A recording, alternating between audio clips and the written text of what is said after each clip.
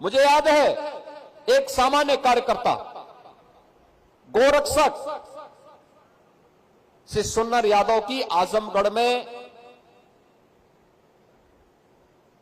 गौ तस्करों ने हत्या कर दी थी। आंदोलन में स्थानीय स्तर का आंदोलन था, तो मैं भी गोरखपुर से पहुंचा था। मैं भौचक था कि मेरे पहुंचने के तुरंत बाद सरदेव अशोक जी भी इस आंदोलन में आ गए। अरे गोरक्षक की हत्या हुई है और ये कैसे हम स्वीकार कर सकते हैं। और वहां पर उस आंदोलन में स्वयं अशोक जी आए थे, उस गोरक्षक के घर गए थे और उसके परिवार को संबल भी दिया था और अपराधियों को फिर जेल के अंदर भेजने में उन्होंने उस समय आंदोलन को एक नई गति देने का काम भी किया था। हम लोग इस बात को पूरी दृढ़ता के साथ कह सकते हैं कि दुनिया आज भारत की तरफ आशा भरी निगाहों से देख रही है।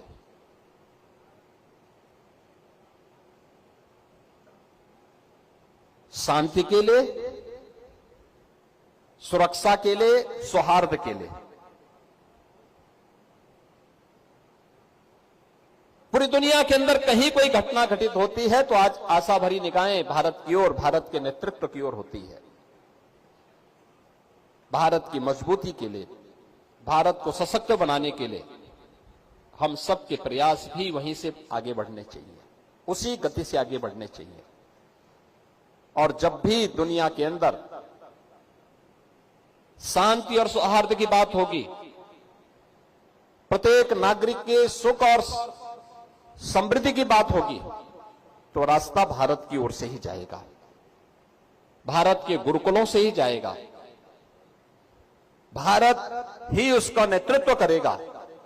और इसके लिए ही प्रधानमंत्री मोदी जी ने भारतवासियों के सामने 2047 में एक विकसित भारत की संकल्पना का एक मानचित्र हम सबके सामने रखा है।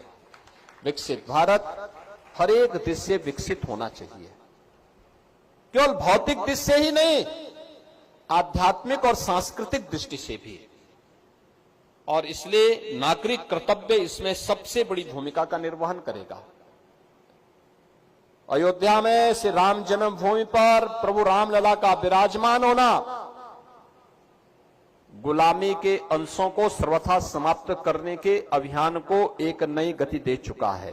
अब ये कभी थमने वाला नहीं है। ये न रुकेगा, ये न डिगेगा और ये न झुकेगा। ये आगे बढ़ेगा, मजबूती के साथ आगे बढ़ेगा। लेकिन नागरिक कर्तव्य भी हमारे मन में उसी श्रद्धाभाव के साथ जगने चाहिए। अब अधिकारों की चिंता कम, कर्तव्यों की ज्यादा हमें करनी होगी। अपने देश के लिए, अपने सनातन धर्म के लिए, अपने कार्यक्षेत्र के लिए, जो जिस कार्यक्षेत्र में कार्य कर रहा है उसमें भी उत्कृष्टतम कार्य वो करके दिखाए। यह हमारा प्रयास होना चाहिए। और अगर हम कर पाएंगे तो सनातन धर्म की यही शिक्षा है, यही हमें अपने धर्म के प्रति, अपने देश के प्रति यही कृतज्ञता ज्ञापित करने का एक अवसर अपने कर्तव्यों के माध्यम से प्राप्त होगा।